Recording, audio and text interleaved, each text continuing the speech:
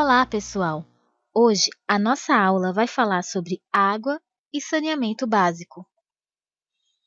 No Brasil, existem muitos rios e riachos.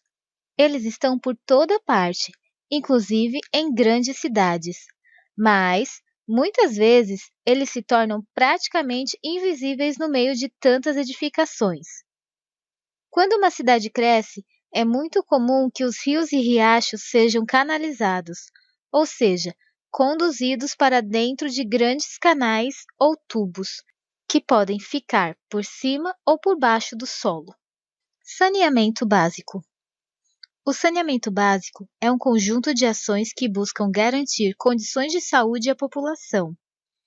Fazem parte dessas ações o tratamento da água, a coleta de lixo e de esgoto e o tratamento do esgoto coletado. No Brasil, o saneamento básico é um direito dos cidadãos.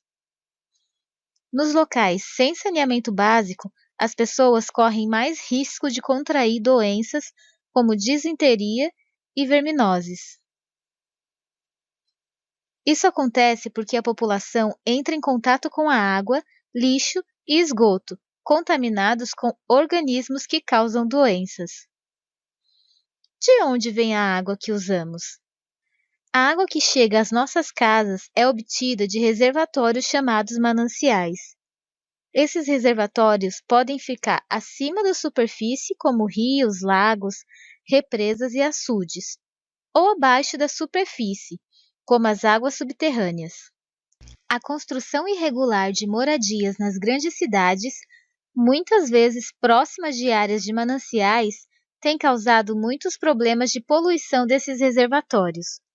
Lixo e esgoto não tratados acabam sendo lançados neles e contaminam a água que vai abastecer as casas. O caminho da água até a sua casa. Antes de chegar limpa na sua casa, a água dos mananciais é tratada. Isso é feito, pois, mesmo parecendo limpa, essa água pode conter impurezas e micro-organismos que causam doenças. Por isso, ela passa pelas estações de tratamento de água, onde se torna potável, isto é, própria para consumo. Primeiro, a água é retirada do manancial, nesse caso, de uma represa, e é levada para a estação de tratamento de água. No caminho, atravessa grades que impedem a passagem de materiais maiores como galhos. A água é misturada com produtos químicos, como cloro, para eliminar micro-organismos que causam doenças. Para a retirada de sujeiras menores, a água recebe produtos químicos e passa por filtros. Já filtrada, a água recebe mais cloro para garantir a eliminação de micro-organismos. Nessa etapa, também pode haver adição de flúor. A água vai para reservatórios e é, então, distribuída para as casas, escolas, prédios, hospitais, etc. Ao chegar ao destino, a água geralmente fica armazenada em caixas de água até ser utilizada. Tratamento caseiro da água. A água que bebemos sempre deve ser filtrada antes de ser consumida. Em locais onde não existem estações de tratamento de água, é fundamental tratá-la em casa. Para isso, a água deve ser fervida por 15 minutos ou misturada com cloro, que é distribuído em postos de saúde na medida indicada pelo agente de saúde. O caminho do esgoto. Após o uso, a água que sai de uma casa fica misturada com sabão, detergente, produtos de limpeza, fezes, urina e outros tipos de resíduos. Toda essa mistura faz parte do esgoto doméstico.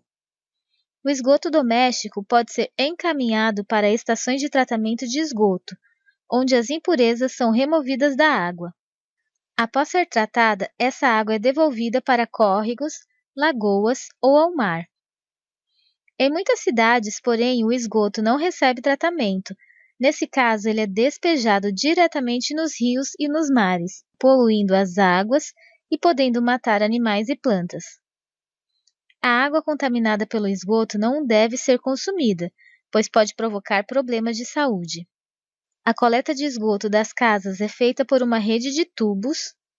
Entre outros tratamentos, o esgoto fica parado em tanques, onde algumas partículas vão para o fundo, sendo separadas. O esgoto é transferido para outros tanques, que são aerados e favorecem a decomposição do material orgânico por micro-organismos. Praticamente sem impurezas, a água restante é liberada no ambiente. O processo de tratamento de água leva tempo e tem um custo considerável. Atitudes como tomar banhos demorados e deixar a torneira aberta enquanto se escovam os dentes, entre outras, acabam desperdiçando a água tratada. Por isso, é importante fazer o uso correto da água. Veja algumas atitudes que podem ajudar a evitar esse desperdício. Não jogue lixo no vaso sanitário, nem dê descarga sem precisar. Não deixe a torneira pingando. Diminua o tempo do banho e feche a torneira enquanto se saboa. A água da lavagem das roupas já tem sabão e pode ser usada para lavar pisos e calçadas. Usar mangueira para lavar pisos gasta muita água. Prefira varrer ou usar a água da lavagem da roupa. A torneira deve ficar fechada enquanto a louça é ensaboada. Lixo e saneamento básico. Além da falta de água potável e de rede de coleta de esgoto, a incorreta destinação do lixo é um problema que também prejudica a saúde das pessoas. Para onde vai o lixo? Todo resíduo sólido produzido pela atividade humana é considerado lixo. O lixo pode ser formado por restos de alimentos, embalagens, papéis usados e outros materiais que são jogados fora. Mas o que acontece com o lixo? Para onde ele vai depois de ser recolhido? Observe a imagem. Destino do lixo.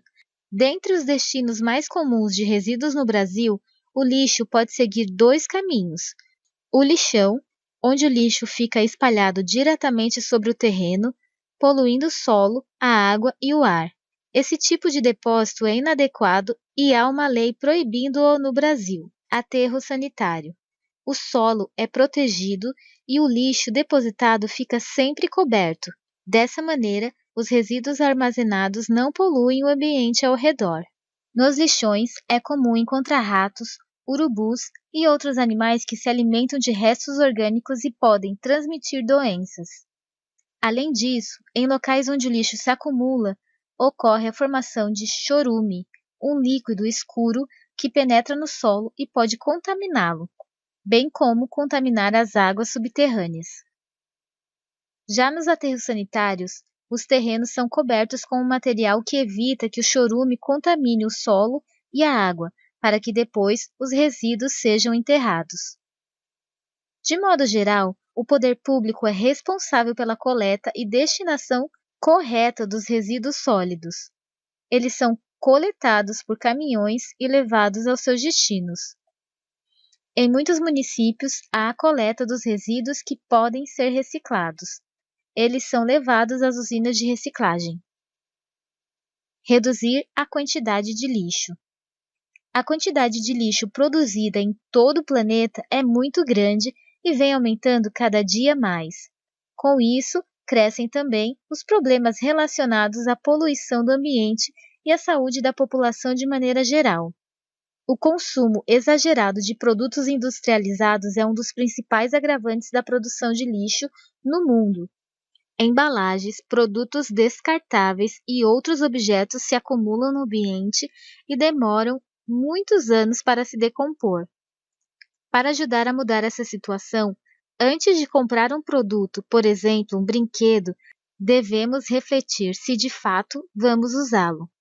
Isso significa praticar o consumo consciente e responsável, e assim reduzir a compra de produtos desnecessários. Também é possível reutilizar objetos que seriam jogados fora. Atitudes como essa reduzem a quantidade de lixo produzido. Espero que tenham aprendido e até a próxima aula.